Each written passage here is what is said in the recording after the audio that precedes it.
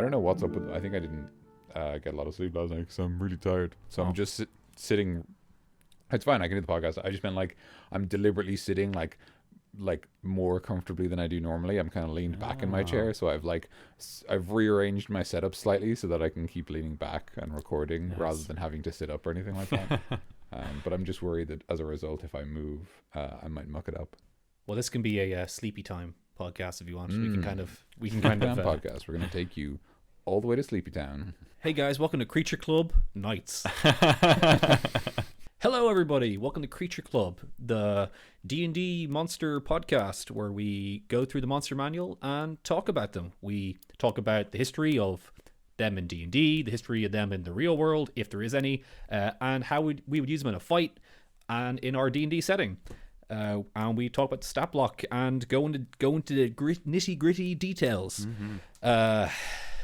That's us. That's Creature Club. Today, as always, I'm joined by my good friends Daniel White. Hello. And Tim Porter. That's me.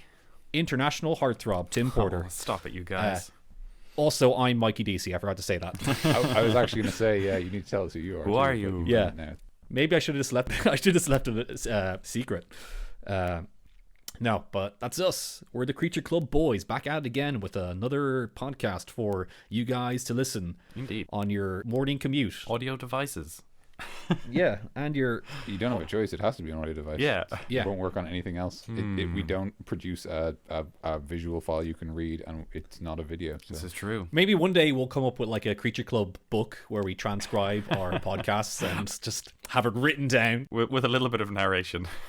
Yeah, it would just be the monster manual, but a lot more tangents. A lot more about nothing. Yeah. A lot more tangents and a lot more like they are definitely stealing from another intellectual property. Yes, exactly, yeah. Which you can do when it's a podcast, but you cannot do when it is a book. Indeed. Yeah, I'm sure wizards will not be happy about that if, that's just the monster manual, guys. Don't do that. We want to be good friends with wizards, so we're going to they can cast spells and stuff, so... Yeah. Exactly, yeah. And they can shoot hoops as well. Oh, man. I wish I could shoot hoops. Yeah, me too. I really can't dunk. How much rambling can we get through? Maybe we can keep going for like half an hour, and then the next half an hour we can just actually do the monster. Just do the monsters as quickly as possible. Get back to talking. Yeah, and then get to the real stuff that people want to listen to, which is us just rambling on about random stuff. About nothing. Mm-hmm. That is true. Like, we've got a lot of great positive feedback, but the one consistent query we get is like, but how good are you guys at dunking? So this is the episode where we finally, reveal that to our listeners. Not very good. Not very good. Terrible. In fact, terrible. Like, it's interesting because we are all tall boys and we are also all bad at basketball. Yeah, exactly. Yeah, I played basketball, but I didn't get into the competitive side of it, and I just didn't care for it. Can you dunk, Tim? Wait, yes, I can. Can you? Oh wow, we gotta shoot some b-ball later. Why? He would just win. Yeah, exactly. Yeah, I don't know. I just want to see him dunk. I just want to see him jump over me and watch it happen. Could get dunked on. Do you know what would be very cool to dunk? A beholder. Yeah. Oh my god! You need a real big hoop. You got us out of this tangent. Oh my god! Incredible. I've never seen such skill in podcast form. I'm so proud of you. It's a very good segue. It's the best segue ever in my podcasting career. Anyway, yeah, we're doing the Beholder today. The first Beholder. I guess it's Beholder Part 1 that we're going to do today. Yeah, indeed. But Beholder Part 1, Beholder. Yeah. Yes. That's a different monster altogether. That's a very different monster. But yeah, see, if you guys have seen something D&D related, you might have seen the Beholder before, because he's a very famous image of a D&D monster. It's, for you guys, if you don't know, he is a big floating head, has a single eyeball, a big toothy mouth, and eye stalks coming out of his head, with eyeballs on that, and he shoots laser rays out of them that do special abilities. So probably he's in a lot of D&D merchandise. Absolutely. And he's in most of the books, like the Monster Manual that I'm holding in my hand right now. The Monster Manual. He's in Xanthar's Guide to Everything. He's the titular Xanthar.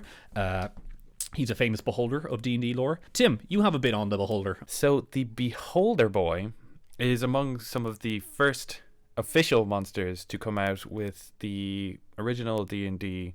One of the first, might have actually been the first extra bit. What are they called? modules. Sure, of D&D called Greyhawk. It was released in 1975, and it featured quite a few of the most prominent individual monsters or identifiable monsters from D&D, and the Beholder was among them. There's quite a short little piece about them, but it does have a lot of the very, very similar tones in it. It says that the monster are known as spheres of many eyes, or eye tyrants. It says that they're a great globe of 3 foot in diameter, and it describes them as Dees did, with the eye stalks and the big ol' eye. And it gives them 40 points of damage. So the damage system, I think, was a bit less liberal when dealing out damage, because the max hit points are 40 in this, whereas we will learn later what the how significantly more there were in 5th edition. Yeah. Yeah. The damage just keeps going up with that. It's interesting that the old Beholder is 3 feet in diameter, you said? Yep. Which is much smaller. Like, it's a large creature now. Like, it's... I mean, I was just looking at the front cover and I was like, is that 3 feet? No. It doesn't... Almost certainly not. Like that's That's a solid 30. 5 or 6 feet at least, even just like the central right? body, not including That's like huge. extra eye stalks. And it is, like, I'm peeking at the stat block, it's large. So that's not 3 feet. I'm wondering, does it say anything? I don't think it specifies exactly how big, but I think that's kind of a testament to the kind of alterations and kind of freedom that the Wizards of the Coast gave to players for the kind of newer stuff. Like, Beholders have no solid description. Like, it's the core body, the eye, the teeth, and the 10 tentacles, and that's it. Like, you can have fun basically designing your own Beholder, essentially, which they do go into in Xanathar's Guide. Or is it Xanathar? Oh, no, it's Volo's Guide, which The you monsters, can buy in your local game stores today. We're not sponsored by Wizards, but We're Wizards, go definitely ahead, not. sponsors us if you want. Sure, we'll take sponsorship anyway. But yeah, the Beholders can be hugely diverse, but that is one of their kind of primary characteristics throughout the whole history of the Beholder, is that they all believe that they are like the pinnacle of Beholder kind, essentially. Yeah. Every Beholder thinks that they're the best Beholder in the world. biggest, baddest boy. The very best, like no one ever was. To catch it? No, we're not gonna. No. Yeah, please don't. So yeah, they're interesting in that sense. The Beholders are very solitary. Is there anything else historically that you'd like to cover, Tim? With regards to the Greyhawk edition, there was virtually nothing really on them. They're described as avaricious, that they're neutral in nature, and that they tend to be chaotic. That's all you're given for a kind of character description as to how your players might interact with them. But no, that's it historically. But they evolved over the entire development of Dungeons and Dragons to be what they are today. And I'm not sure of any redactions or like big old vetoes that would have happened in earlier editions. But what we have now is very, very, very similar to back in the day. Yeah, it seems like he hasn't changed after all these years. Like, from what I've read from the other guys, it like, I know that the his abilities are pretty much the same. Kind of like what he's like. His personality has been the same since day one. It's just, it seems like they don't really want to change him. Yeah. You know, because it's kind of one of their classic monsters. Yeah, still crazy after all these years. And so the description of the Beholders is given a few general titles in the 5th edition Dungeons and Dragons Monster Manual, and they are xenophobic isolationists, which means that they cast out all else and tend to be very solitary creatures, as Daniel had said. And they tend to just hate everything. They tend to hoard some stuff kind of occasionally, but typically the Beholders that you'd find in the wild would just be by themselves in a cave dwelling. Yeah, they're interesting when you compare them to kind of some other classic Dungeons and Dragons monsters, like for example the Aboleth and the Mind Flayer are the two that come to mind. Obviously, there's the sort of monstrous races like Gnolls and Orcs, and obviously they work in groups. But if you talk about sort of the more powerful enemies like Aboleths and Mind Flayers and these kind of almost sort of like high-powered, very evil, big bad threats that we get in Dungeons and Dragons, the Beholder seems to be their unique thing. Seems to be that they have, it's not just that they don't work together or that they don't like each other. It's like they despise each other. They refuse to work together. They will go as far as killing each other on sight.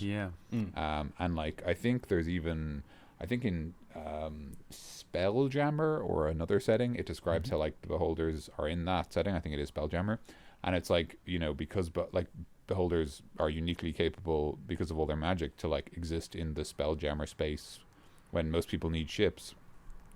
The Beholders are powerful enough that if they work together, they could conquer the multiverse, but they never will because they hate each other too much. And I think stuff like that's cool. I really like that idea of the Beholders are they are like very, very powerful and very dangerous, and almost like they are their own worst enemy. I think there's a lot of suggestion for that in how they're presented to you, in the sense that like they hate every other creature. They think they're the best. They're arrogant. They're driven by their avarice and their greed. They love material goods, and they're mad and paranoid, and those are the sort of features of a Beholder that a party can take advantage of. Totally. Like, you can't necessarily outthink them, but you can play into their fears, and you can manipulate their behavior, and you can take advantage of the fact that they won't work together. You can and I think there's something cool about the fact that the Beholder is by its very nature isolationist, and it's a great contrast to a party which is by its very nature collaborative. There's sort of a nice like you're stronger than us, but there's 4 of us and 1 of you, so the kind of ultimate kind of reflection, like, or I suppose opposite reflection. What's the opposite of a reflection? It's just like the complete opposite. Refraction? No, it's not a refraction. Whatever it is. I know that's not. You know what I mean. They're very much the Black Mirror. An inverted reflection. Inverted reflection. Whatever it is, anyway. I mean, I don't think there's a physical term for it. If that's what you're looking for. Leave a comment down below if you know. if you're a physicist, you know the right answer. Do let us know. Yeah. Or like a negative reflection. Anyway, it's they are very much the opposite of what your players are trying to do. Like they're trying negative image. Yeah, because like the negatives you get for photographers. Yeah, but like they're very much the opposite of the players, because as you said, Daniel, I'm in my head just agreeing with everything you just said. I'm like, oh my god, thank you. He's so right. It is a fun little foil for your players, because your players will be working together to defeat this big evil, and he is just a single guy who thinks he can do it himself. It's a good as I said, a good foil. It's a good. He can be a good villain if you want to use him. So there's 2 types of Beholders. There's the Beholder we just described there, who sort of hates everyone and just wants to hang out on their own, which is like me sometimes. Like hates everyone. Just did a sweet self burn. But there's also the Eye Tyrant, which is effectively when a Beholder, rather than being an isolationist, becomes a dictator. Yeah. So. They use their power to drive like lesser creatures, normally kind of like evil humanoids, but it can be anyone really, to work for them, and they sort of create these empires or organizations with them at the top, always at the top. They wouldn't have it any other way, but they will use other creatures either because they don't like getting their hands dirty, or it's the argument could be like it's the ultimate form of demonstrating your superiority, that you're using these other creatures and they can't resist you. Like it came to me a little while ago that the Eye Tyrant is kind of like basically an enlightened Beholder. Like it still has all that rage and hatred, but it's kind of realized the potential of all of its 10 eye stalks, because that charm, one of its eye stalks, lets it just take control of people essentially for any extended period of time. And I'm just imagining like a Beholder, like the isolationist would just kind of, it has like a random roll essentially, so that it's just firing off all these random eye stalk powers, but maybe one of them to become an eye tyrant recognizes its own enormous power, and then understands that it could not just feel like it is superior, but actually become the superior of a lot of underlings or minions, essentially. Yeah, it's a fun I like little that. it's a fun little thing to do where like all beholders are crazy and they don't like people and they Mm-hmm. won't be by themselves. What if they weren't? That's like, it's a fun way of doing them. You can actually change it up a bit and like make it that what if they use their powers for themselves and they can actually take people over and be an eye tyrant. So Yeah, it reminds me. A friend was telling me that like they're like a history buff, and they were telling me how like a lot of Greek culture is just about how Greeks are the best and are were the best and are the best. So like that idea of like that an enlightened beholder is still a complete jackass, like a terrible, like fundamentally immoral, terrible creature, but like has realized, oh, I'll get more done if I manipulate others for my ends rather than if I live on my own. yeah, That's kind of cool. I like that. It's sort of like that's a really nice way of putting it, Tim. Thank That's you. Cool. And I also think that like because of its variation, like all of its. Oh, Zebo's climbing on me. Sorry. Aw. I also think that because of the kind of variation that it can have for its physical body, like in the passage described in the Isolationists bit, it says that like it can have crustacean-like joints on its eye stalks, or just tentacles, or it can be chitinous. I think it makes sense that its mind would also be different in various different kind of ways, but it would still Yeah. retain the kind of core primal belief that it is better. Yeah, that it is the best. Mhm. I just want to pause quickly to welcome our first guest to the podcast, Zebo. Yeah. Oh yeah. My cat Actually, has arrived. No, Yeah, sorry. there's an episode with Zebo in it. Oh, is Actually. there?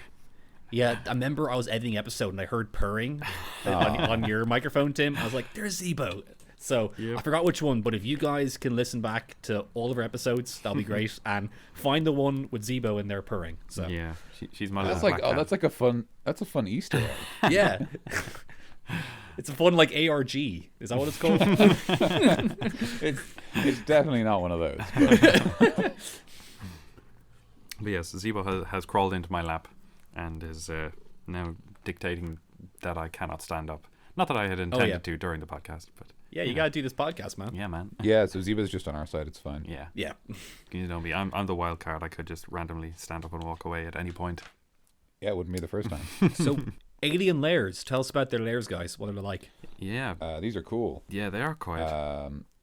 They are so like the sort of points it makes that is which I really like, and it's a great way to think about your spaces, is that obviously beholders don't have legs, and they can disintegrate matter with one of their eye beams. So their layers would be a lot of like vertical shafts, basically. Yeah. Like Like you wouldn't have the like floors. It would be a little tricky to work your characters through or to build a map for, but to give them the sense of confusion, it's just like there are just tunnels going every which way, Yeah. Yeah.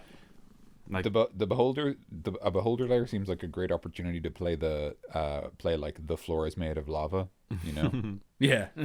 like just cover all of the like floors of every room with something terrible because the beholder never goes down there. Yeah. Like it could be literal lava, which is a great choice. Classic. Pits of acid. Yeah, absolutely. Yeah, pits of acid. It could just be like big stone spikes the beholder made with its eye beams. Yeah. Yeah. Or it could be just like loads of really hungry animals, or like creatures driven mad by the beholder that will like attack anything that drops nearby and stuff like that. Yeah. Definitely make the. I heard Zebo. I get the Easter Yeah, egg she's clamoring for my attention right now. Aw. Well, like people like cats, so we'll get more views. now. I mean, Put that geez, in we the like cats, so, in the SEO terms. The Yeah. tags. Cats. Cats interrupting podcasts. But yeah, the part of the description for the layer is that it's where is it? The beholder's layer reflects the creature's arrogance, and it's basically saying that it is just as like horrific as their intent is, kind of thing. Like it's a That's an reflection interesting- of yeah, I them, get that. like Yeah, the chaos that is going on, and like everything that's going on like you have the frozen statues from the petrification, and you'll have disintegrated, just random strikes across the roof of like a frustrated moment that a beholder came across something that walked into its lair, and it just whipped an old eye stalk at it. You could do something cool with the disintegration. You could take the, you know, the way when there was the when nuclear bombs were dropped on Japan during World War II, there were like shadows cast up against like buildings because people were vaporized so quickly. You could use things like that. You could have, you know, like these blasted shadows up along the walls of the along the walls of the lair to suggest that, you know, there was adventurers here who tried to fight the beholder and lost. God, totally disintegrated. Yeah, that's kind of like going back to what we talked about with the basilisk, with his petrification. Yeah. If you're going through his lair, wait, DC. What? Wait, that's encounters. That's part 3. You got to be careful. we're like teetering on the edge. But I'm just saying that if you're walking into his lair, you can see those shadows. That's what. Yeah. Oh yeah. Sorry. Yeah. That's all I was gonna say. It's a good setup. Yeah, you're absolutely right. That's all I was gonna say. And so and nothing else. I have nothing else to say on the matter. Shall we go into dinner time? I reckon so. We can save Dinner time? the lair for the old desserts. Yeah, we'll do the lair actions and the regional actions and effects for after the stat block. So, meat and potatoes. It's dinner time.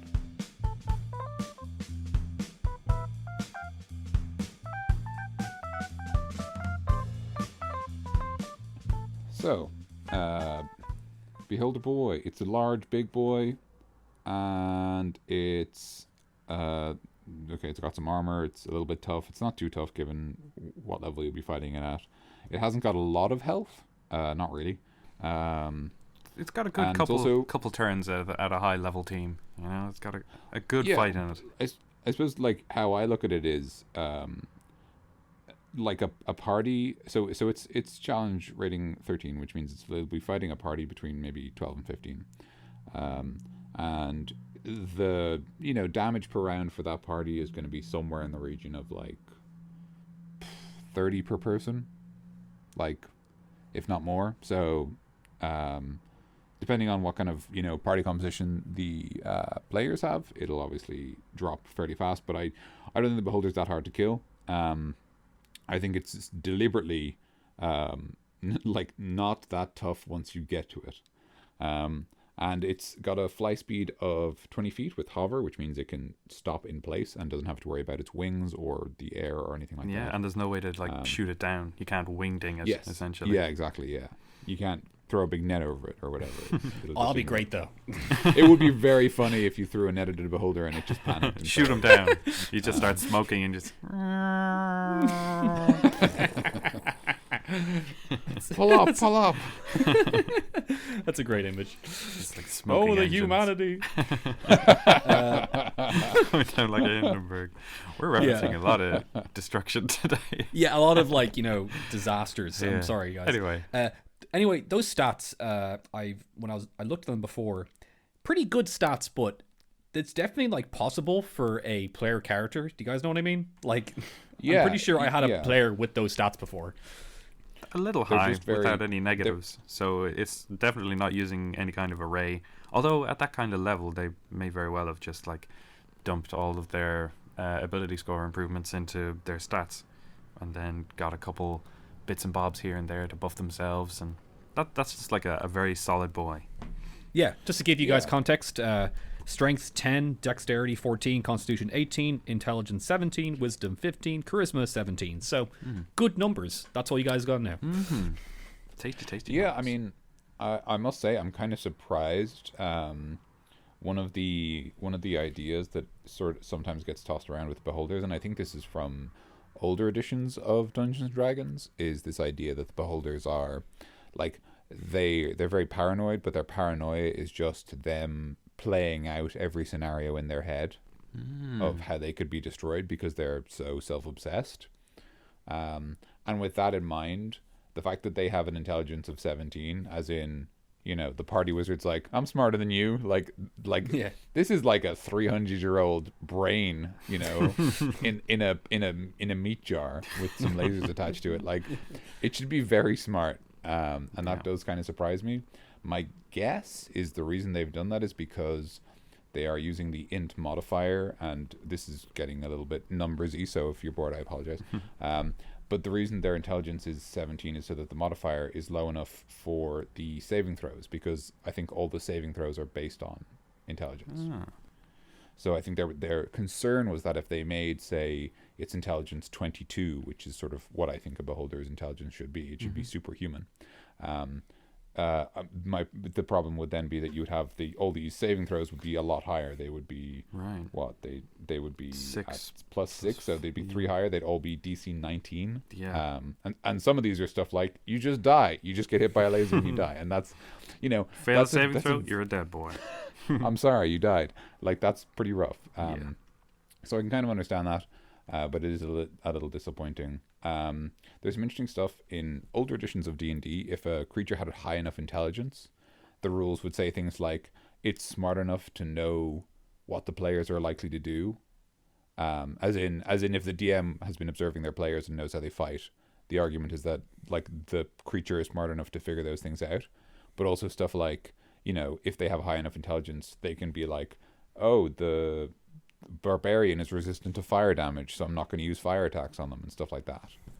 Like, the idea being that they can figure out these mechanical things, you know, just by looking at them and yeah, exactly, just by like observing. And the idea is like, even if it doesn't make sense that they'd figure it out, the idea is that they are superhumanly intelligent, so they are figuring these things out by observing things we wouldn't even think of. Yeah, but that the whole intelligence thing probably could work very much against them, because like they are so like self-hating, or not self-hating, they're self-adoring, and they're everything else hating.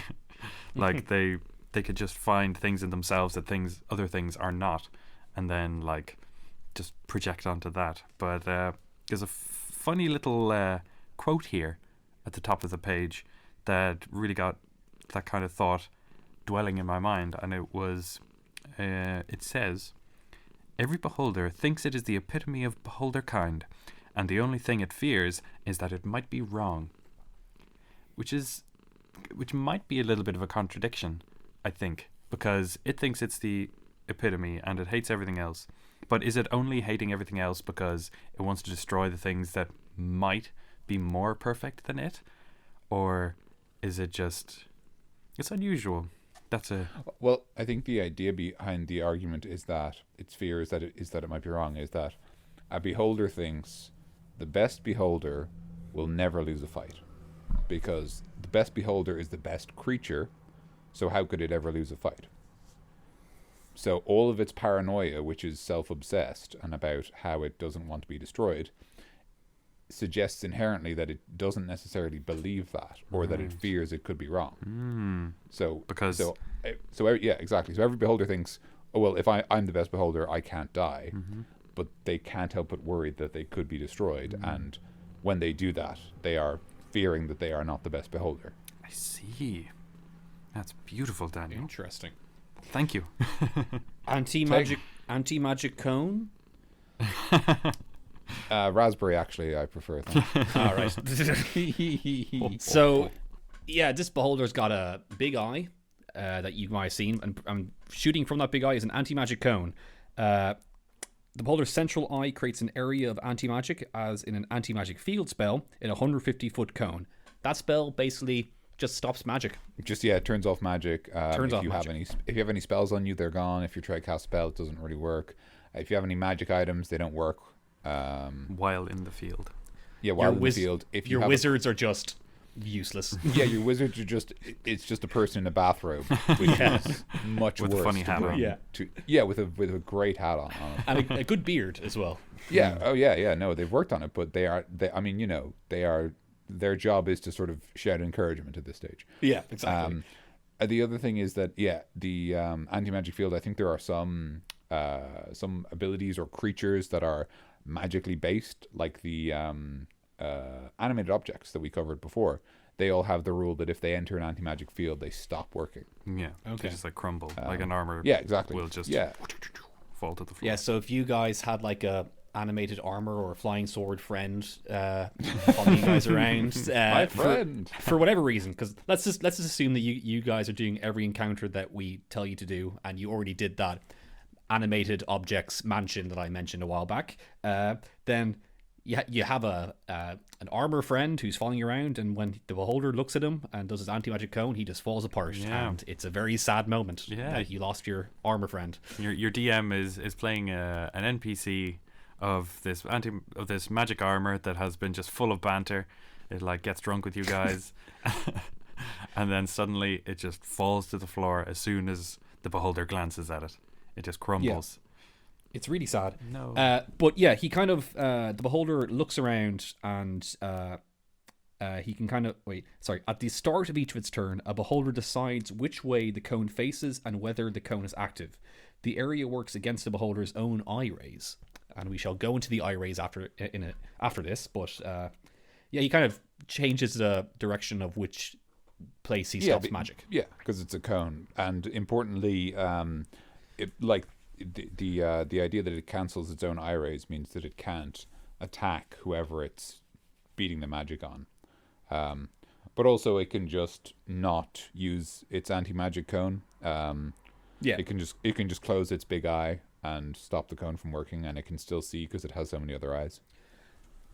So before we go into the eye rays, he's, instead of eyes, other than eyes, he has a big mouth, and he can bite people with it. This is really what we got to talk about, the big bite. Yeah, the bite. It's so evocative and power. We're just moving on. Yeah. But Daniel, there are so many teeth to talk about. But it's plus 5 to hit. It's all canines. It's just all sharp teeth. Let's talk about why everyone came before. The eye rays. Shall we go one by one, starting Daniel, Tim, and then me? All right. Sounds good to me. Eye rays. The beholder shoots 3 of the following magical eye rays at random. So there are 10, so you would roll a d10. It says you reroll duplicates, so you can't ever get the same effect twice. Choosing 1 to 3 targets you can see within 120 feet of it. That's important because the beholder could just pick one of the party members to have a really bad day. Which is extremely funny. Yeah.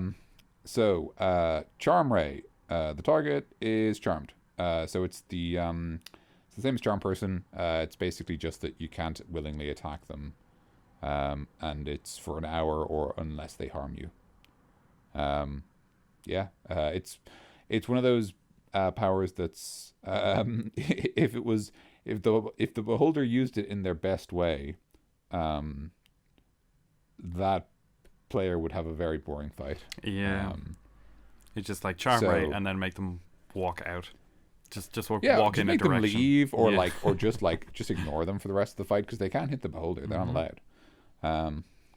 And you can't remake that saving throw, which means that you are kind of stuck. Yeah. You might have some enemies in your team at the end of that fight because you might have just like stabbed a couple of your mates.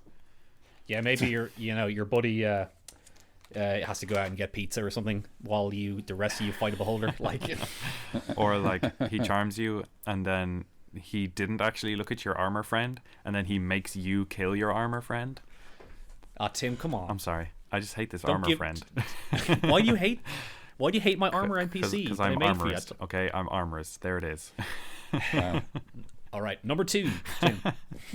So number 2 is the Paralyzing Ray, which is a classical paralyzing ability. It's a DC 16 Constitution saving throw, and then they're paralyzed for 1 minute. It is a roll that you can roll against at the end of each of your turns, and the effect ends if you pass it, essentially. So it either wears off on a good roll or just after 10 rounds, by which time the fight will almost certainly be over, one way or another. Number 3, Fear Ray. Ooh. The targeted creature must succeed a DC 16 Wisdom saving throw or be frightened for 1 minute. The target can repeat the saving throw at the end of each of its turns, ending the effect on itself on its success. But Ray is such a nice guy. Why would you fear him? Fear Ray. He's scary. Tim, you're good for the jokes today. You are on fire. But basically, he shoots you with this ray, and your guy is scared of him, and he has to, run away and not attack him until he's not scared. So, pretty simple one. But just one of those like status ailments things. Rays, simple one, but it might mess up your fight with him. But each of his turn, he can do the saving throw, so he's fine. He'll be fine. It's just a little bit of a nuisance for a bit. Anyway, moving on. Slowing ray. The slowing ray is most of the effect of the slow spell. So you move half as fast. You can't take reactions, and you can either perform an action or a bonus action. But not both. It says, which is weird because you'd think when it says you can perform an action or a bonus action that it would already be obvious, but it also tells you mean not both. Just to make but not both.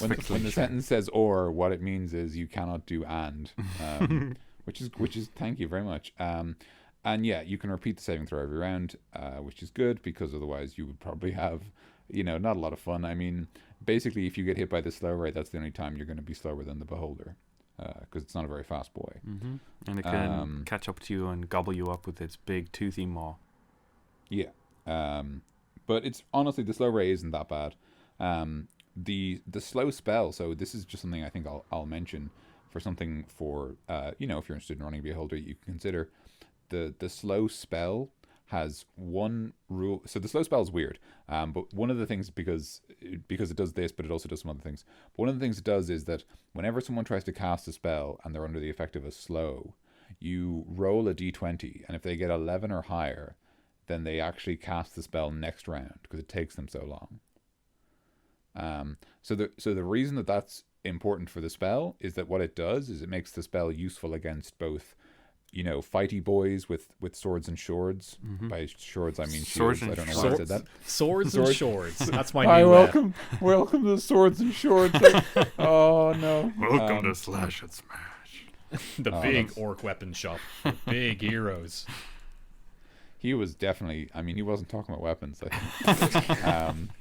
Yeah. But all I was going to say is that you could give that effect to the slow spell. Now, obviously, that means you have to remember more rules. Which is sort of, not always the most fun, but it does mean, because otherwise the slow ray described here really only affects fighty, like your monk and your fighter and your rogue, and to an extent like your paladin and stuff. But they don't really affect spellcasters because you're like, hey, sorcerer, you've got half speed and you can't take reactions. They're like, okay, cool, witch bolt. Yeah, I'm just gonna stand over here and shoot you from where I'm standing. I don't know what I'm gonna be as far away as possible while still able to witch bolt you. That's like my plan. So I don't care that you've half my speed. So yeah, the only thing I might say is that and that doesn't have to be a problem. You can it's just worth remembering. The slow spell the slowing ray described here is really best against your frontline fighters. Sorry, I talked a bit long, Tim. No worries. That was all very good, valid, nice points, Daniel. Oh, thank you. The next ray is known as the Enervation Ray. It's basically a big old necrotic laser beam. It shoots you for a good solid 8d8 necrotic damage on a failed save of DC 16 Constitution, or half as much on a successful one. So it's a damage dealer, essentially. It's a nice bit of necrotic damage. And you gotta love these high level boss characters because there's so much dice that you get to roll, and rolling dice is fun. So. Unless you're Tim, then you're an angry old man or an angry young man. No, yeah, you're an angry millennial. Yeah, for our listeners out there, Tim uses a dice app. Yep. Boo! Come at me, haters. Boo him. Yeah, that's all boo him. Don't at me. Don't boo your own co-presenter. Nah, I love Tim. He's my best friend. Enervation Ray. I think necrotic damage is a nice one because, I like giving quite graphic descriptions of exactly what's going on. So, there's quite a bit of immersion to what's going on with my boys. And I like to describe exactly how it goes. And it tends to be like blackening of flesh or stuff like that. And it's quite a cool bit of damage. Cool. Number 6. This one's pretty cool. Telekinetic Ray. If the target is a creature, it must exceed a DC 16 strength saving throw, or the beholder moves it up to 30 feet in any direction. It is restrained by the ray's telekinetic grip until the start of the beholder's next turn, or until the beholder is incapacitated. If the target is an object weighing 300 pounds or less that isn't being worn or carried, is moved up to 30 feet in any direction. The beholder can also exert fine control on objects with this ray, such as manipulating a simple tool or opening a door or container. So, he can either pick up your boys and move them around and like lift them up in the air and like keep them there, or he can lift up like rocks and throw them at him, or he can lift up like a scissors and make it cut at you, or lift up a sword and slash at you. You know, just lots of cool stuff. I just got quite a funny little image in my head of a beholder, and he's like, which one is the telekinetic ray? Because he's trying to open a door, and he's just shooting it with all his different rays. Death ray. Well, that's done the job. Just disintegrates the door instead. Beans. Yeah. Sorry. So this, actually, because of that, what you mentioned, Tim, it's very good for like lore, I guess, or good flavor. You can walk in on the beholder, like lifting all these objects around his like lair, and like he kind of looks cool by doing that. So doing some redecorating. Yeah. So a ray that does telekinesis. Pretty self-explanatory. So next, Sleep Ray. It does exactly what it sounds like. It's basically the sleep spell or any similar effect. You make a saving throw, and if you fail, you fall asleep. The sleep lasts for 1 minute. You don't get to make any more checks to try and resist, but if you take any damage or another creature spends an action waking you up, you will just wake up. There's no save. There's no repeating saves. You just automatically succeed and wake up. It doesn't work on constructs and undead because the dead don't sleep. The dead don't sleep. Marty. That's my favorite Back to the Future quote. It's also mine. Yeah, it's kind of weirdly out of place at the end of the movie. It sort of happens. It's said during the credits. You have to be paying attention for it, otherwise you don't hear it. I like it. You know. Yeah, it's good. But yeah, so Sleep Ray, very self-explanatory. Yeah. And constructs don't work because they don't sleep either. Just like Yeah. Alphonse in Full Metal Alchemist. That's a reference that I get. Yay. I don't. Have you not watched it yet, Daniel? No, remember, I can only accidentally steal from it if I don't watch it. It doesn't work otherwise. That's true. Yeah. Cool.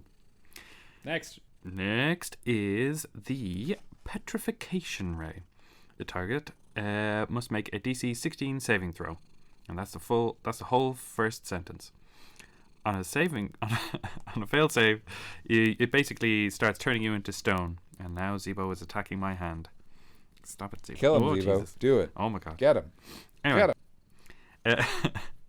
it's basically a two-tiered kind of slowing effect until if you fail twice, essentially, you are turned to stone. On a failed save, the creature begins to turn to stone and is restrained. It must repeat the saving throw at the end of its next turn. On a success, the effect ends. On a failure, the creature is petrified until freed by greater restoration or other magic. Just like our old friend, the Basilisk, from a couple episodes back. This is sort of the standard petrification system in 5th edition, that there's 2 chances. The first one puts you halfway to being turned to stone and you're restrained, which is very bad. The restrained condition is like you automatically fail dexterity and strength saving throws. Everyone gets advantage to beat you up. It's a very bad time, but it is, you're not, a statue yet, so that's pretty good.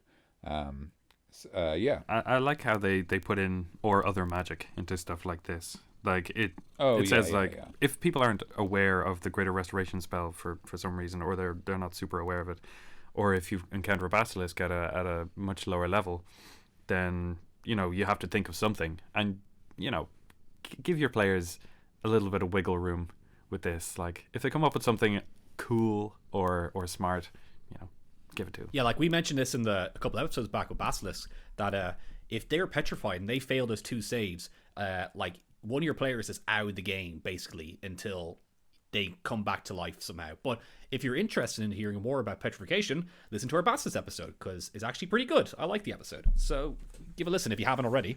And if you already listened to it, then listen to it again. So I don't. I mean, it's fine. Or just, if you're listening to it, then you've heard us talk about petrification before. Cool. So that's the old Petrification Ray. Number 9, Disintegration Ray. This one I like. If the target is a creature, it must succeed a DC 16 Dexterity saving throw or take 45 or 10 d8 force damage. If the damage reduces a creature to 0 hit points, the body becomes a pile of fine grey dust. And I love that. That's just like, is Steve the Barbarian okay? No.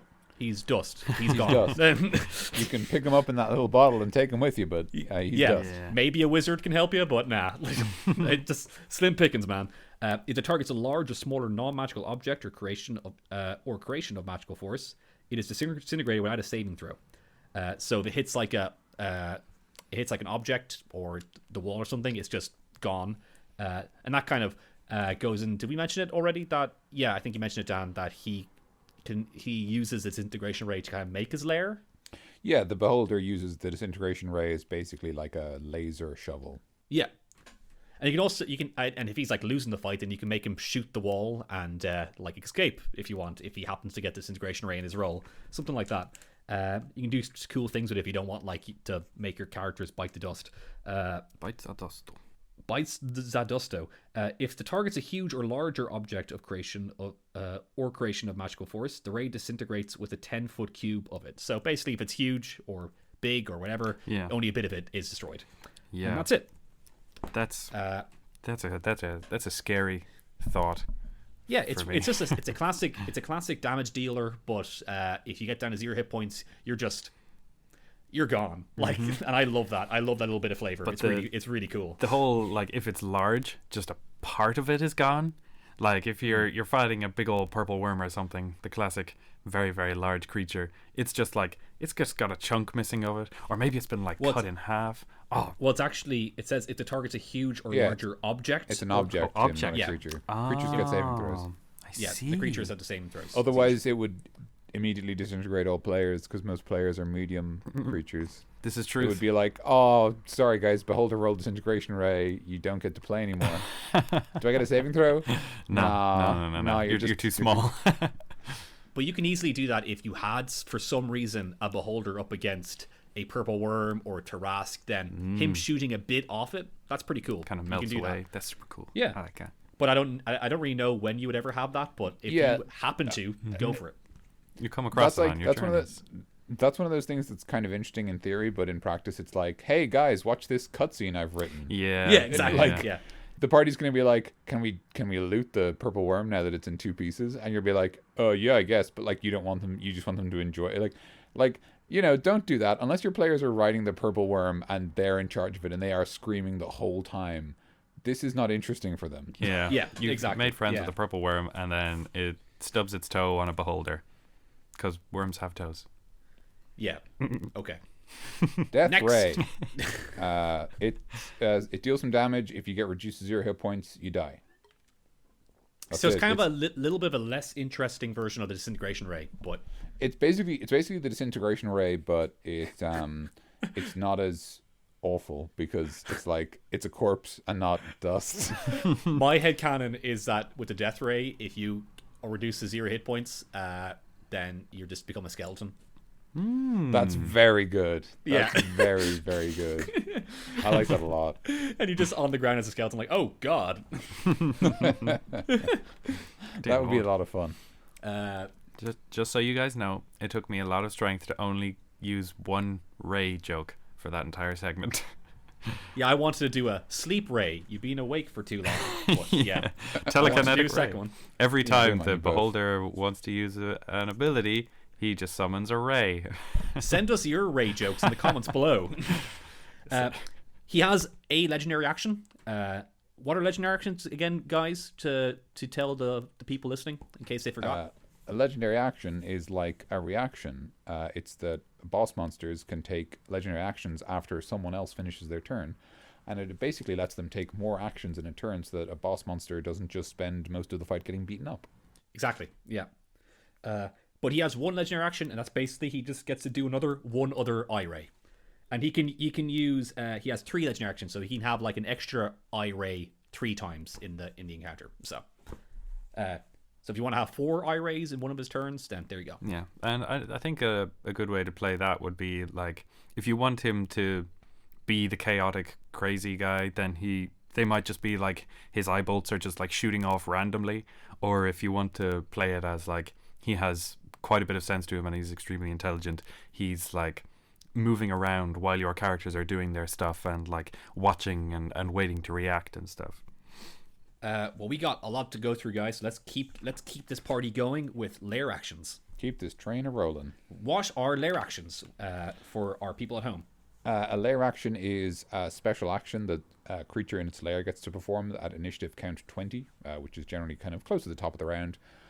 They can perform one, they have 3, and they have to perform each one at least once before they can repeat themselves. Yep.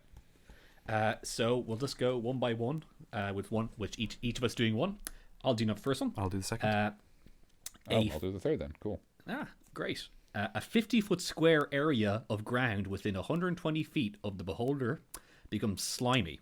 Hooray. Yes. It's back, Slime's guys. back. It's Slime's back, back. everyone. We've done In it. pog You didn't get to form. choose. Yeah. The area is difficult terrain until I never initiative asked for count this. 20. The area is difficult terrain until initiative count 20 on the next round. So basically, the place is slimy. That's it. It seems like every lair action is something to do with slime. Involves slime. I don't know what's up with that. I was only going to mention that actually, that you don't have to. It doesn't have to be slime, because the important factor. And I know that's a wild. That's a wild accusation, man. You shouldn't. But like all it actually does, it doesn't. The slime has no special abilities. It's just that the area is difficult terrain. So if you feel like your beholder isn't a slime beholder, which is allowed, like it could, the ground could spike up, or he can yell and then the ground spikes up. Like it could be like a sonic thing, or like they could use their disintegration ray to create like uneven terrain temporarily or something. There's lots of different ways you can do it. Like slime is fine, but slime is sometimes food, Exactly. Yeah. The only character that wouldn't be, I'd say, let the slime mage have his moment. Like he can scoot across this 50-foot square, like basically unabashed. Like he can move 50 feet within this 50-foot square. Guys, no one is actually playing this slime. Yes, they are. I am. Yes, right now. they are, Daniel. How dare you? Anyway, I'm not even. Okay, it's fine. Lair None of action us are playing. It's fine. Go on, Tim. My next character. Anyway. So the second layer action is basically walls with arms, or appendages, as it says. Walls within 120 feet of the beholder sprout grasping appendages until initiative count 20 on the round after next. What? Anyway, each creature of the beholder's choice that starts its turn within 10 feet of such a wall must succeed. Round after next means for 2 rounds, I think. If I'm doing right, because next round is going to be next round, and then round after next is going to be the one after that. Yes. So it's a roundabout way of saying two rounds. Right. It seems more confusing than saying 2 rounds. But go on. Must succeed on it. Each creature of the beholder's choice, which starts its turn within 10 feet of a wall, must succeed a DC 15 dexterity saving throw or be grappled. Escaping requires a successful DC 15 strength or dexterity check, which is nice. It's a very visual thing, which is something I always appreciate, being able to throw at my characters in a game. It can be arms or appendages, but I kind of like the idea of it being more of its eye stalks. Like, obviously, it can't shoot from them, shoot eye rays, but it's just an aesthetic thing of having its eye stalks come out and grab you, It's kind of a cool idea. Hold your horses with that idea. This next layer action's going to blow your mind. Let's hear it, Daniel. An eye opens on a solid surface within 60 feet of the beholder. One random eye ray of the beholder shoots from that eye at a target of the beholder's choice that it can see. The eye then closes and disappears. This is very cool. My favorite personally is the hands covered in the walls covered in hands, because that's just like awful. Yeah. It's pretty. That's just gruesome. a terrible thing to happen. Yeah. It's like classic like haunted house. Like this is one of the classic scary things to scare people. Yeah. But the eye is cool. I like the eye. I like. I think the only thing I would change is that I would probably, just for extra creepiness, not get rid of the eye. So every time this layer action happens, an eye opens, shoots an eye ray, and then just stays there. Keeps watching the party. Right. And so as the fight continues, more and more eyes cover the walls. Oh man, Interesting. that's hardcore. That's cool. Like I don't think I'd say the beholder could use the eyes again. I don't think I'd change the mechanics at all. It's purely just visually. I would make the point like the eyes haven't closed, they're still watching you. And even after the beholder is dead, the eyes are still there. Oh, and they take as long as the kind of regional effects to disappear. Yes, Oh, exactly. that's so cool, Daniel. Towards the end of the fight, there's just like you're fighting in this chamber. In this chamber covered of in eyes and hands. And it's Yeah. just like I don't wanna play D&D anymore. I wanna Yeah. play the game that isn't in hell. Like And just like freaking out your players, like when the beholder's dead and there's still eyes and hands around the place, and like, Is there another one gonna jump is he out of dead? this? Yeah, just to really freak him out. That's layer actions. Pretty cool. Let's keep this party going. Regional effects, regional effects. just things that happen in the region around them. Nothing too spicy, but cool little flavor stuff. Yes, indeed. So the first of the regional effects is my personal favorite of the two, and that is The second is my favorite. I really like it. Go on. There isn't a third, so I can't have a favorite. I'm so sorry. You can pick one of the existing two, but Yeah. creatures within 1 mile of the beholder's lair sometimes feel as if they're being watched when they aren't, which I think is very nice. So you can have like paranoid villagers that just suddenly started feeling like, oh geez, I always feel like someone's watching. But it occurred to me there while I was thinking about it, if you want to make your players feel this, just make them roll random perception checks. Just be like, oh yeah, you're walking down the road, and everybody make a quick perception roll there. that's good. That's a really good idea, Tim. Yeah, it's cool. That's a great way of getting your players to think like your characters. That's very clever. Yeah, but you're probably also gonna have your players, after you talk about the session, like, dude, what the hell was up with you just asking that, like, what was up with you telling us that something was watching us and there wasn't anything? It's like, I don't know, beholder. Like, what was that all about? What was that for? It's a bit of mystery, and it actually makes them a little bit paranoid. It's so cool. Yeah. I like it. That's a good idea. That's a really cool idea. So do that. Number two. Number Daniel. 2, this is super cool. When the beholder sleeps, minor warps in reality occur within 1 mile of its lair and then vanish 24 hours later. Marks on cave walls might change subtly. An eerie trinket might appear where none existed. Harmless slime, it's back. The slime is back, everyone. Harmless slime might coat a statue, and so on. These effects apply only to natural surfaces and to non-magical objects that aren't on anyone's person. So they can't really aggressively muck with the party, but they can. And I just love this because I think it has so much potential. There is so much stuff you can do. So the thing that I like is that these are not illusions. Yeah.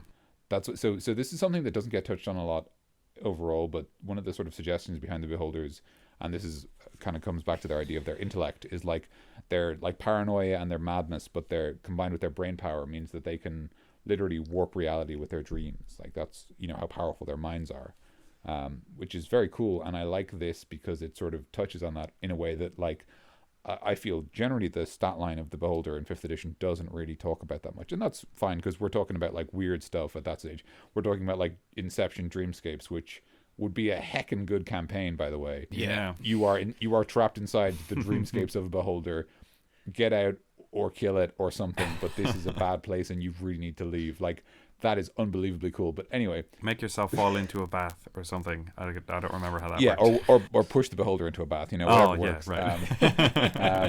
But like what I like about this is that it isn't there's an illusion or whatever. It's like no, there's reality changes. This creature in its dreaming state literally changes the fabric of the world. Yeah, it's madness, and its chaotic mind like manifests in the real world. Yes, exactly. And I just think there's so many cool things you do, like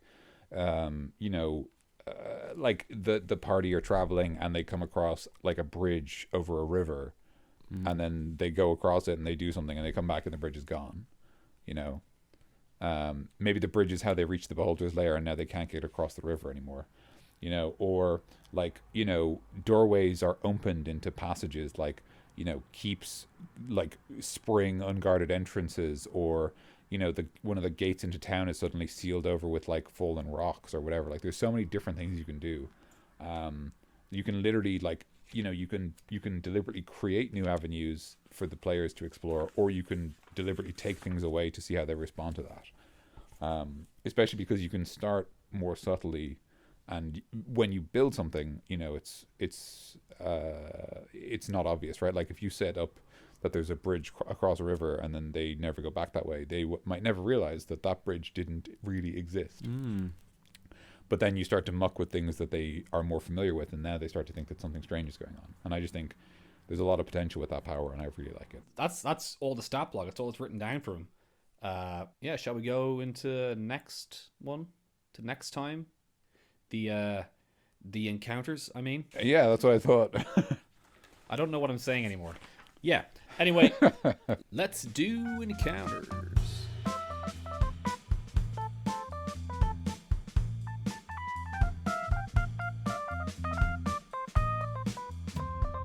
Okay, so encounters. Encounters with a beholder. Encounters. Tell us How? all. How? Oh dear. Let's start off with how would you guys use beholders in your setting? That's a good question. In my setting, I suppose the thing is that aside from, I think generally I don't think I'd write them into my setting. I think I'd write them as campaign villains rather than setting villains. Okay. Yeah. If that makes sense. Yeah. So if I'm building an area, I wouldn't say, and this, unless it was quite a small and detailed area, I wouldn't say, and this is blah, blah, blah, beholders. I would be much more inclined to, as a story is progressing with the party moving through it, I might introduce beholders as part of their personal campaign. Not because I don't think, beholders are interesting, but purely because I feel like, I suppose I don't know. I don't think there's that much I would want to do with them as a setting villain. Okay. Yeah, right. Yeah, I wasn't thinking of them as like a setting villain, but definitely like maybe a bad for one particular campaign. But personally, I think they're really cool for a maybe not like a story villain or a setting villain, but he's a very good dungeon villain. Like a kind of a kick down the door, like for like a purely mechanical dungeon, just having fun, kind of fighting monsters instead of like a non-story, like a non-story kind of dungeon. But the beholder is at the end, and he's the bad guy because he's a fun mechanical boss. He's a bit tough. He has a lot of interesting things he can do, and he's different and he's very kind of iconic. But I wouldn't really know how to put them as a villain in my world because I just wouldn't know how to roleplay it or write one or. I think that as like a big city villain, like they are definitely in the shadows. Like you, I think that like you could have as I think they're challenge rating 11 or 13 or something. 13. Yeah, so like they're pretty late game. You could have something that happened in a town previously or something, and like the players might be confused by it, or like the organization is done a little bit weird, or people acted strange, but maybe they never quite got to the bottom of it, or they found some different solution. Maybe you could call back to it and have it actually be a beholder the whole time, kind of thing, Yeah. So I think broadly, we kind of have to think about how there are two kinds of beholders. There are the isolationists who just want to be on their own, and I think they suit what DC described really well. Just this, this creature it's smart and it can speak to the party, but it has no interest in negotiation. It hates them for being different. It hates everything for being different, and it just wants, sort of, I guess, it just feeds its own greed, I suppose, would be mostly what an isolationist beholder would do. Yeah. So if I think the things you could do with them in a dungeon is, first of all, you could have them be the thing at the end of the dungeon. But I also think what beholders would be great for in a dungeon, let's say you've got a dungeon and it's got like a bunch of hobgoblins in it, or maybe orcs or gnolls. They've got this old keep, out in the sticks of nowhere that's been abandoned for generations, and now this new group of organized evil humanoids have started using it to conduct raids or whatever it might be. And so you're going there to stop them. But as you do that, like in part of the dungeon, and maybe this is suggested by, like if you interrogate any of the creatures you're fighting, or if you find notes or something else that suggests that like part of the keep has been overtaken by this beholder, who has no interest in working with the orcs or the goblins or the hobgoblins or whoever they might be, no interest in working with them, hates everything, but is happy to, let them keep part of the dungeon because, like, in their mind they've got the best part. So maybe they've got the most intact part of the keep or whatever, and the orcs are they're kind of forced to rebuild, other parts of the dungeon to suit their own needs because they need it as well. Okay. Or maybe have it that this beholder was there first, but it only had one part of the dungeon that it kept to, and so it took a while for the beholders on the evil humanoids to start interacting. Like the beholder was there for hundreds of years, and then only the orcs only moved in last 5 months or so, and for a while they didn't even know that they were either each other was in the dungeon, and now they're starting to mesh as the party arrives, and so you find like petrified orcs down certain corridors, and like there are parts of the dungeon that are seemingly abandoned, and full of wealth, even though the orcs don't seem that interested in wealth, and like it's very different. Like it's like you could imagine that a beholder, because of their kind of obsessive personalities, would keep their part of somewhere very well cleaned, like they have a disintegration ray, things like that, like very smooth corridors. Yeah, it would feel very different to the orcs. And obviously then you have this idea that like they use a lot of verticality. Maybe the beholder has like a tower, right? Maybe the tower in the keep is the beholders, but there's no stairs anymore. Yeah, they just got blown away by disintegration, and it's just floors and there's a big like tube down the middle that the beholder moves up and down in. Zebo is being a menace. I'm gonna let her out. So I'll be right back. Sorry. It's fine. Oh, I'm sneezing. Oh, God. I assume this is all gonna get cut. No, it's all in. It is. Oh, it God. Is everything. Why? I'm keeping everything in. It's so more real. It's like a Wes Anderson movie, It's naturalistic conversation. Yeah. I don't think that's even something Wes Anderson does. I just thought that was an appropriate joke. The only Wes Anderson bit I can remember at the moment is the bit, in Grand Budapest Hotel where Ralph Fiennes. Is it Ralph Fiennes? Ray Fiennes. Ray Fiennes. Yeah, it is Ray Fiennes. Sorry. Yeah, Ray Fiennes is like, you think I killed her, didn't you? And then he runs away, and there's the really long shot of him running all the way down the hall, and all the guards chasing him, and it's really, really funny. That's a good film. Oh, that's such a good movie. Anyway, what were we talking about before Tim left? We were talking about, I was talking about the isolationist beholder in the place cave with some other monsters. Yes, and you just mentioned the tower. Yeah, so I think one thing that would be cool, so I think there's kind of two ways to do the beholder in the dungeon as an isolationist. As an isolationist. You can have them as kind of the boss of the dungeon, or you can have them as kind of the like optional boss almost. Yeah. And what's cool about them as an optional boss is you can deliberately be like, this is a little harder than you guys could normally handle, So like, as in, if the party's a little bit lower level, you could put in a beholder as like an optional boss in a dungeon, with the understanding that, like, kind of with the understanding with the players that they don't have to go after it. Yeah. No one's forcing them to do that, and you can make it clear, especially if you have this dungeon with other creatures who have obviously, who are obviously on the wrong side of the beholder, and so there are clear consequences like petrification and dusty remains, and like all these different things. Like, you're signaling to your party, this is dangerous. Whatever you're about to face, and maybe you figured out it's beholder, maybe you haven't. Like, whatever it is, it's clearly very dangerous because, these other creatures that you're fighting are being beaten off by it. So you know what I mean? Like, as in, I think as long as you do a good job of telegraphing that to the party, I think the beholder is the sort of Kingdom Hearts Sephiroth of D&D, where it's like the really hard optional boss. Yeah. That was a weird reference. I'm very sorry. Yeah, no, but I get you though. A lot of like Final Fantasy games have like super bosses where they're. I know the beholder won't be like this because you can actually fight them, but super bosses are like, they're really, really, really, really hard bosses that you have to be very prepared to fight them. But you can have beholder be something like that.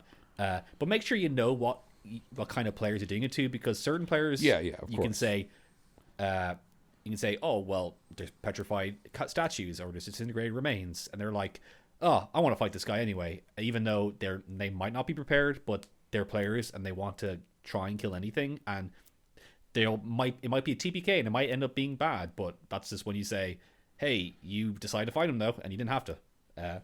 Yeah, exactly. There's a lot of balance there, but obviously I think it's very discretionary. It's depending on your depending on who you're running for and things like that. Like, there will be parties that don't understand that you don't have to kill everything in a dungeon if that's not your job. Maybe you were sent there to clear it out, in which case you kind of do. But if your job is like go in there and get the big stone with all the magic on it, and the beholder is just kind of a side consequence. And if they walk in there and they're beaten up a bit, let them run away. Give them a chance to run away. At least once. Yeah, like the beholder is slower than the party. Like if they just start running, they'll get away and no problem. Like as long as they don't get petrified or something, they'll be fine. Yeah. I think that the idea of the kind of orcs starting to establish a base inside the base is a good way to go about that, because like once you get into the base and start looking around for the orcs, you'll find the statues, which is like the very edge of how far the beholders come out, because the orcs will probably they literally mark it. They won't mark it themselves. They'll have they will be testing the border, and then occasionally one of them will get frozen and they'll be like, let's not go further than this next time. Oh, interesting, because I'm assuming more like the beholder deliberately puts them in a place to be like, don't come any further. Because remember, the beholder can petrify them and then use telekinesis to pick them up and move them. So it can put them wherever it needs to. That's not a problem.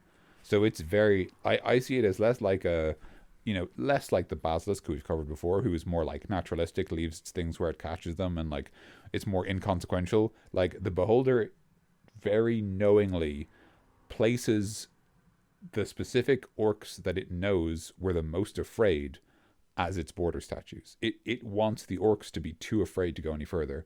They are basically a political structure. They're not just a warning symbol. They're also like an this effigy, is my border. Yeah. We talked about this before, but like the basilisk petrifies someone and then eats it. It's for his food. Yeah. That's how he eats. But the beholder, he Exactly. petrifies someone, and it's for, like, as you said, like a symbol to show everyone else that, like, I can do this. Their dominance. Yeah, exactly. Yeah. And because they're not going to eat that. No, they don't eat. Yeah. As far as we know. They don't. Even though they have big teeth. What are they going to use that for? They break them on all the stone. Flossing? I don't know. Yeah, you just use flossing. your teeth for flossing. Well, I mean, I'm not saying I do, but beholders might. Hey, everybody, Yeah. I'm a beholder. Brush your teeth. And then he gives you a big nice A big, grin. nice cheesy grin, and it's like really clean, like white dentisted teeth. Yeah. So that's our leave me alone, I don't like anyone beholder. Yeah. Eye tyrants are a bit more. They're more like a traditional kind of villain. They're the big bad at the top of a structure. The most, like, I think it's reasonable to say that, at least in 5th edition, the most famous beholder is Anthar, because they are the name of a book and also on the front cover of the monster manual. Yeah. And on the cover of Xanthar- Xanthar's Guide. Yes, yeah, literally on 2 of the 5 source books, or 6 maybe. But so I think it's reasonable to say that, like, when it comes to writing, that maybe Wizards of the Coast finds it easier to work with a beholder who has an organization tied to them, or maybe it's just that they're more interesting and more impactful.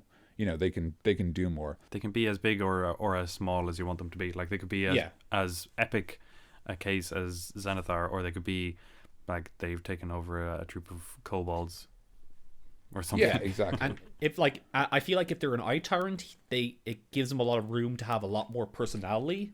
Then instead of just having him in a cave by himself screaming at people when they come in and not liking anyone. But if they're like a head of an organization, then they can be beholders, but they can kind of be like the charismatic leader type, in a way. Yeah, I think the isolationist is the kind of the classic, the Greyhawk description, the neutral, chaotic, whereas the Eye Tyrant is almost certainly the 5th edition description, which is lawful evil. which is Yeah. entirely yeah, different. it's more like organized and structured, and it's more despotic and dictatorship-ish. That's not a word. Than it is like, just sort of like it hates everything and it just wants to be on its own. So the thing about iTyrants is that, like, yeah, you can do a lot with them. They're much more understandable. If you're looking for a kind of good default iTyrant, which is totally reasonable, Xanathar or Xanathar, I think. Is it Xanathar or Xanthar? I think it's Xanathar. There is another A in I think there. you're probably right. Xanathar's Guide. Oh, I have my Xanathar. Yeah.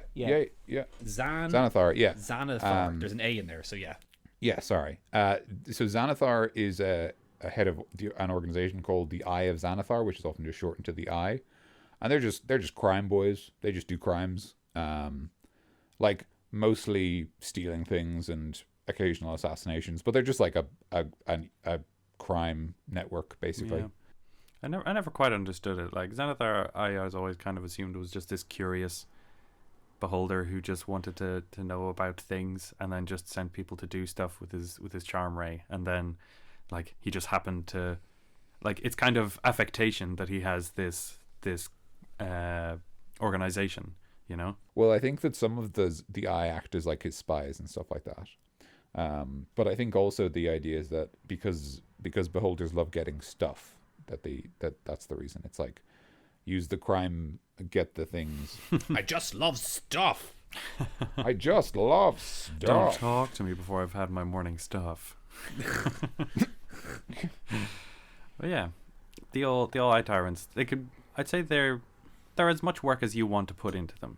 If you plan to have a very like dramatic and very intrigue filled story for your guys, where you have quite a bit of stuff going on for them, then it can be a nice investment for you to put a lot of your time into. That will make the world feel a little more full, and your characters will have a little bit of intrigue to get into. Or you can just say, there's a lot of kobolds around, they're kind of acting weird, and the place is covered in slime. Oh no. Oh no. But yeah, like, boy. but if you can have him as like a crime boss, big bad, very smart type, but I just personally feel like there's other monsters that can kind of do that, it's not like vampires and it's just like, I feel like there's other guys that kind of might do it a bit more interesting in terms of writing, but I feel like one of the biggest beholder strengths is the mechanics of them. I guess seeing as this episode is beholders, then we should talk about using beholders. So like like they are very much a thing that you want to get dirty with. You want to beat the shit out of them. You want to fight a beholder because of the cool mechanics in a fight. Yeah, it's a fun fight. It's all these raids are like really cool, and it's like an interesting fight, and it just leads to a lot of iconic moments that you'll talk about with your friends later in years. Like, oh, remember when he disintegrated Steve? That was great. Like, not Steve. Remember? Do we want to jump right into the sort of more actually having a fight with the beholder then? Let's do it. Yeah. Yeah. All right. Because it seems we're kind of excited about that. All right. Cool. I suppose with any kind of fight with the beholder, it has to kind of come down to like what the lair is essentially, because the beholder himself I was thinking something is very solid in what he is. He has 10 very identifiable eye rays, and he has his very specific kind of his abilities. But I think that the action is really going to come from the lair.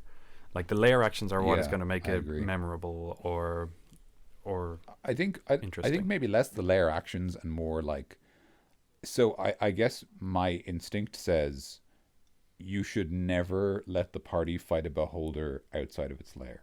Yeah. Like not on its morning they shop. feel not on its morning, not like, I mean, obviously, like if the party do something really clever, they can get away with anything, but like the feeling of like, the party open up a dimension door and throw like a fishing rod through and pull a beholder like that's like, I don't think that's as interesting. Like the beholder to me feels like a monster that you need to fight in a lair. It's such a part of their identity, and so I think what I'd like to do to make a fight with the beholder like feel unique is I would think about their lair, and I think we kind of touched on it, the idea that they use a lot of vertical tunnels. they don't touch the ground, so the ground can be a dangerous place, and that means the players have to think very carefully about how they move, which is great. Maybe get like a wizard or a druid to cast like spider walk and make him walk on the walls and stuff. Like have something like that prepared will be pretty cool.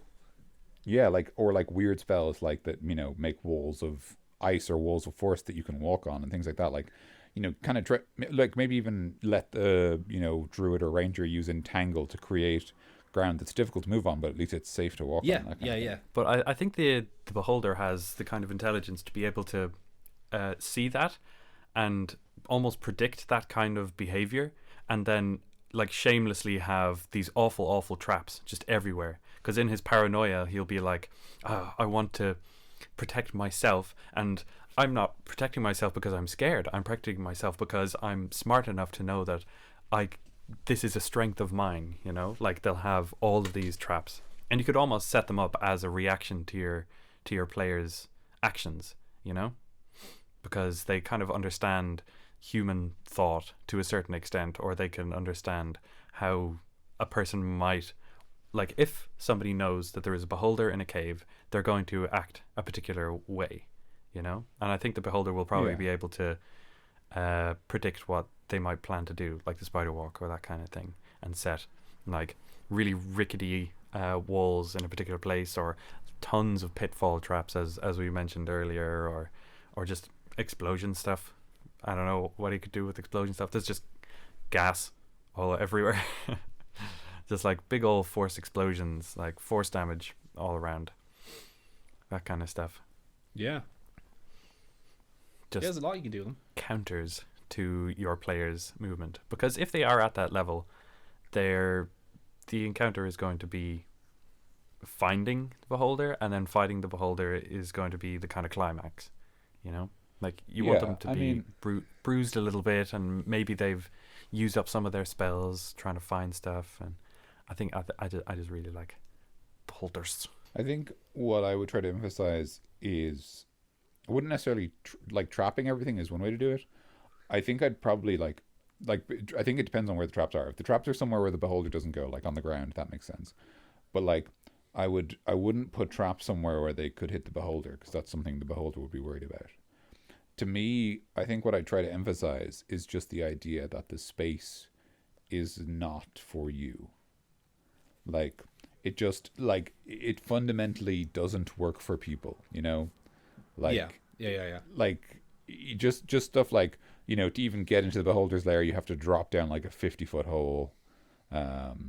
It's completely dark because the beholder has dark vision and has no need for natural light, you know? And and as I mentioned before, what's really cool about that is you can use all those weird navigation spells that you never get to use, like water walk, or like spider walk, and like walking on walls, or stone, melted stone, stuff like that, you know, that no one ever gets to use. That's a good point, actually. It might be cool to like do stuff like add water features that are technically a weakness, but the beholder has made because it wants them, because it likes them, it likes the look of them, you know what I mean? Yeah. And maybe during the fight, if the beholder becomes flustered, it'll destroy them. But like, you can do stuff like, there's a waterfall the beholder has built, and you can use that to water walk up and attack it, you know? But like, if you keep doing that, the beholder's going to smash the waterfall because it'll realize it's creating a problem. Yeah. Oh no, you've broken the water, Mr. Beholder. You've broken my water. Ha ha ha ha. Silly joke. So I think the other thing is that moving like one thing I really like the idea of is like it talks about how you can throw people with the telekinetic ray. There should always be something the beholder can throw you into. Yeah. Okay. Yeah. That's something I feel is really important. That's why I think the idea of like the floor is made of lava or something similar is really important. Or like if you don't want to be as deadly, throw them into a cage or something. Like Yeah, actually that's a really good shout. Yeah, just a cage. Or, you know, as I mentioned, just like, you know, the ground is covered in like hungry gnolls or hyenas, or you know, big cougars that are really angry and stuff. Yeah, it's like a rancor pit or something. Yeah, actually rancor pit's a great shout. Yeah, just like really dangerous animals that like the beholder just flies over or charms and so ignores. Yeah. But like, you know, you can't do that. Yeah. You don't have a charm I beam. You're like, in him. But then that's cool as well because, right, like if the druid has like charm animal or speak with animal, it can like try to talk these creatures down. And again, we're getting these unusual combat powers being used. Or you know? and you end up having like a boss fight in a boss fight, you know, or an encounter in an encounter. Yeah. Yes. Also, I think you should have it so that the cave has stalactites. Those are the ones that are from the ceiling, right? Yeah. Thank you. Because then the beholder can use disintegration ray to make them drop on the party. Oh yeah, that's cool. And that's cool. What I would do with those is I would be like the beholder has set up the stalactites so that they have explosive inside them. Ooh, yeah. So they get dropped and the party's like, "Ha, you missed," and then they blow up. Did I? Yeah. Yes, you did. You did miss. No, just wait for the explosion. Yeah, you missed. I'm standing right here and you've missed. Just wait for it. What's that mysterious ticking noise? Or I don't know, like the stalactites full of bees or something. You know, do something kind of weird. Yeah, that's good. Bees. That'd be awful. Imagine that happening. Yeah. Or he has like beehives on the top of his cave. he has them like stuck in kind of a stasis kind of thing. Oh, how would he make that work? How would he keep them alive essentially? Oh, maybe he like tears a hole in like some kind of reality. No, maybe. I'm trying to find a way. So Brian, that beholder encounter was pretty good. But where the hell did you get that bee idea from? That just came out of nowhere. Sorry, I've got some questions about your bee ecology system. I don't think it quite works. Yeah, I suppose I am definitely nitpicking a little bit. No, yeah, I don't think you need to explain how the bees of the magical reality warping monster are alive inside the stalactites that it's dropping on you. I think if the party are asking how are the bees alive, then they are not paying attention to the right part of that fight, and you have every right to drop them in that hot lava and just be like, you should have paid attention. Yeah, you and the bees are in hell now. You can talk about it as much as you want. You know, like. Oh, he got them from the bee elemental plane. That was a fun campaign, good end to a campaign, but seriously, those bees, man, you gotta tell me, how are they alive? Yeah, that's the only loose thread. Your every part of your story was somehow perfect and has no plot holes, even though that's never happened in the history of D&D. My only criticism is the bee system didn't make sense, and I cannot feel immersed in this world as a result. Yep. I'm clicking on the bees wiki entry, and it's red, and there's something written on it. So,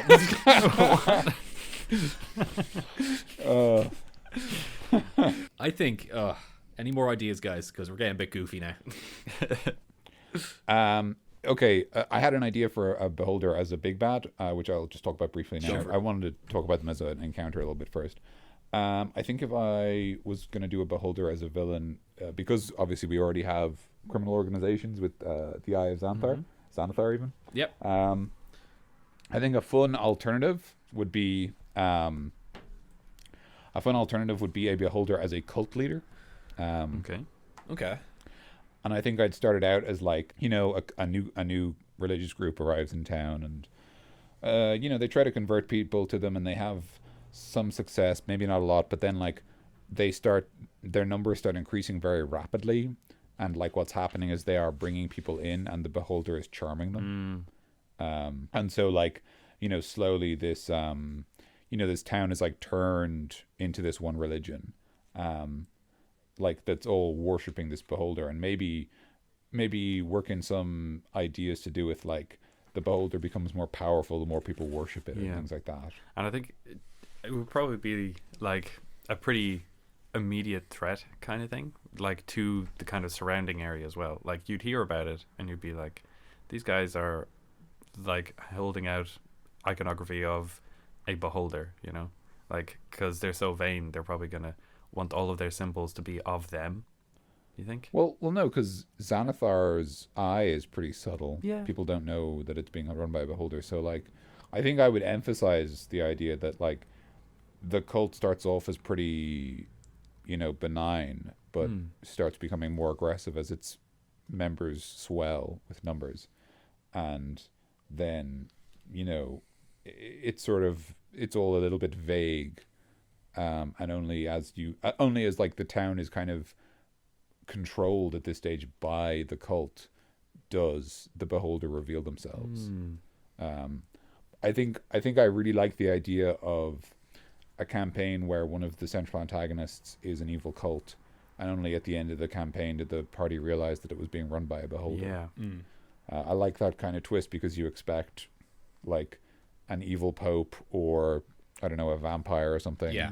Like we've seen a lot of cult campaigns before. Having a little bit of a twist at the end is, it's a good way to go. I think I'd probably add like kind of a like a sort of like kind of a salute that the cult members share that is like a hint or something. Okay. Yeah.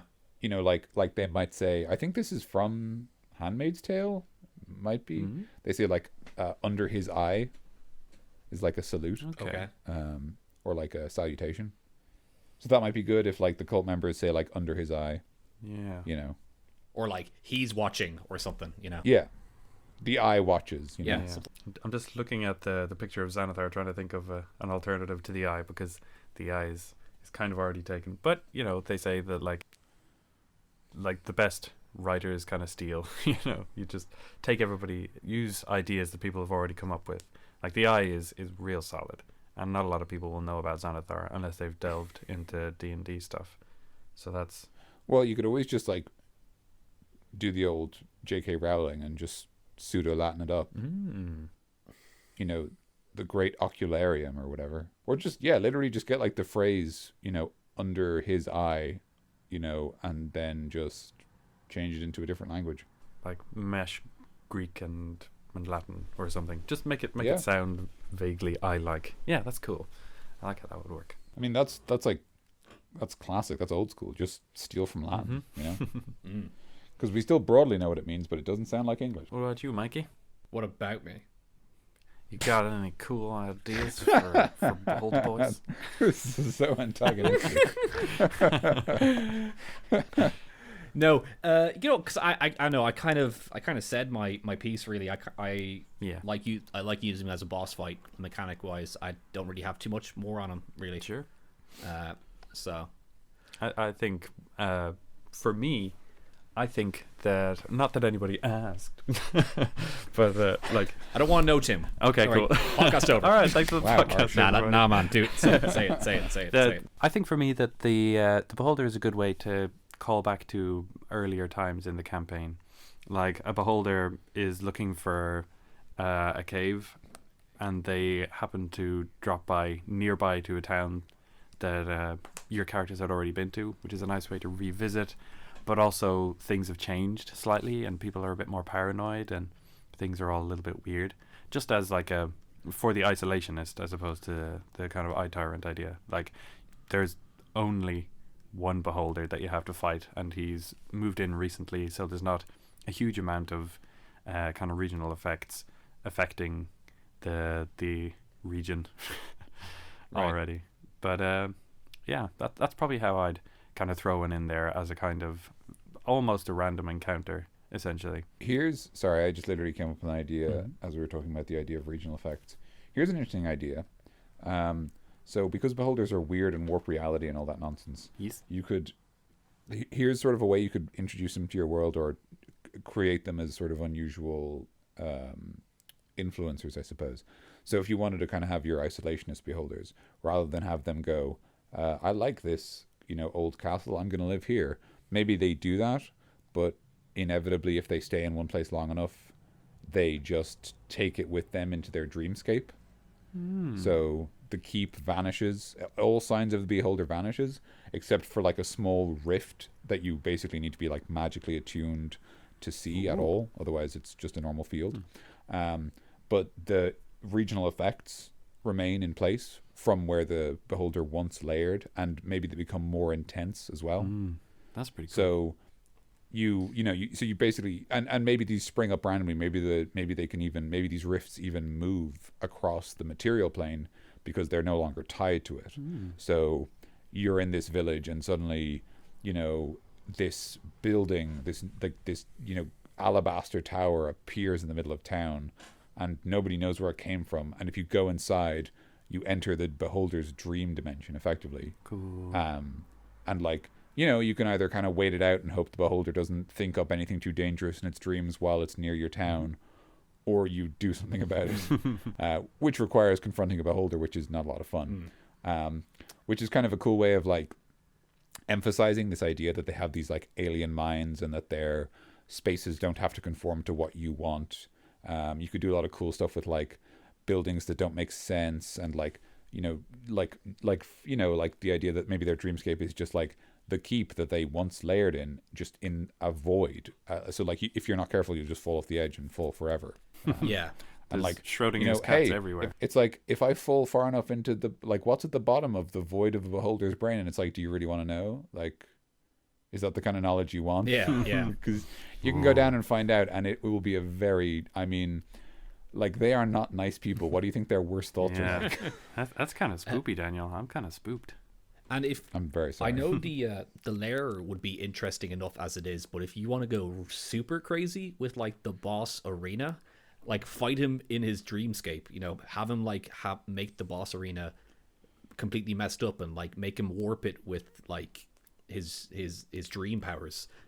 Like have a super cool area to fight instead of just a weird cavern, like beat, like, ham it up, like stretch your imagination as a DM. It like with this guy you can kind of really do what you want because he's like warps reality.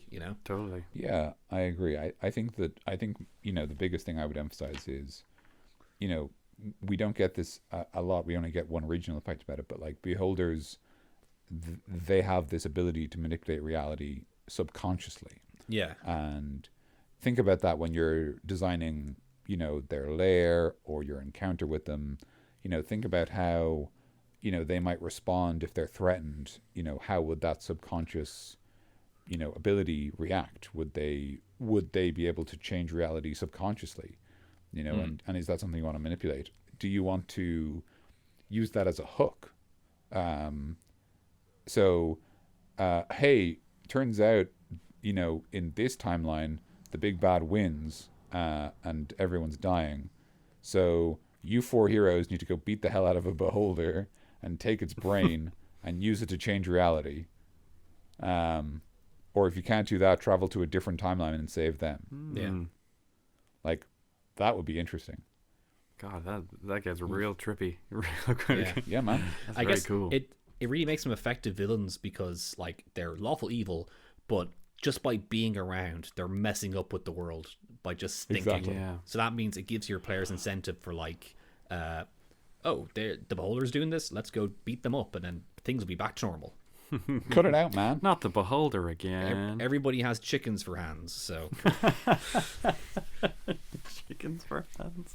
yeah, that's what he's doing. Nice job, beholder. Oh man, that's the most chaotic thing you can happen. I know, man. Which is a sentence that doesn't make a lot of sense. All right, guys, let's wrap it up. Yeah. I think we'll wrap it up, yeah. We have more beholders next week, and we have more beholders in the future of Creature Club because there's a lot of beholders out there. Beholders for Totally. days. So this is not the last time we'll talk about this guy. Not at all. But We're not even done with this monster entry yet. yeah, not even. Yeah, this has been a long episode, but you know what? We're literally not even halfway through the beholder entries. Yeah. Yeah. Okay. For such an iconic monster, we have to have an iconic episode. I don't know. Yeah. Yeah. I reckon so. I mean, I'll be honest. I think I might be more excited about the Death Tyrant than the beholder. Yeah, he's pretty cool. That's Yeah, very cool. It's hard to say. They're both very interesting. So yeah, join us next week for the Death Tyrant and maybe the Spectator if we have time, because he Yeah. has a small injury. And you'll have a nice full episode next week as well. So there you go. You're welcome, everybody. Yeah, like expect a just as long episode next week. So Jeez. So thank you all very, very much for listening to us ramble and rant and rave about these chaotic, interesting, weird and wonderful characters that have been dreamt up by the people, the Wizards of the Coast. yeah. I have been Tim. Hold on there, Tim. If you have used Beholder before in a game, please let us know in the comments. creatureclubpodcast.com. Send us a comment. I have a little contact form there. or let us know you're there. We always like that. Yeah, we do. If you haven't already, subscribe to our RSS feed, either on iTunes or on our website, whatever you want. Like to. Yeah, it's also on Player FM. If people use that, I know some people do. So if you use that, you can get it Every there. Monday we have new episodes out. We try to anyway, most Mondays, but mostly every Monday, unless something weird happens. If we have a Gmail, is that right? We do. We have a Gmail. It's just creatureclubpodcast@gmail.com. If you have any homebrew monsters, we're always interested in looking at those. Like, yeah, I mean, we are hungry. We are hungry for that content. And if you have a friend who likes D&D who doesn't know us, please let them know. Our referrals always good. We like doing this show, and it's a lot of fun. And if people listen to it, it's a little bit better. It's great. Yeah. We've got a lot of great feedback, and it's nice to know that people are enjoying it. And if you have like less positive feedback because something bothers you, you can say that too. Yeah. I don't think we've done anything too bad so far. Hopefully, we haven't made names of anything yet, but we will probably take it if you're not a dick about it. But yeah, I mean, that's generally a good rule. But if you have any criticisms for us, please let us know. We're open to that. Anyways, see you next week, guys, for more Beholder action. I have been Mikey. I've been Tim. And I've been Dan. Stay cool.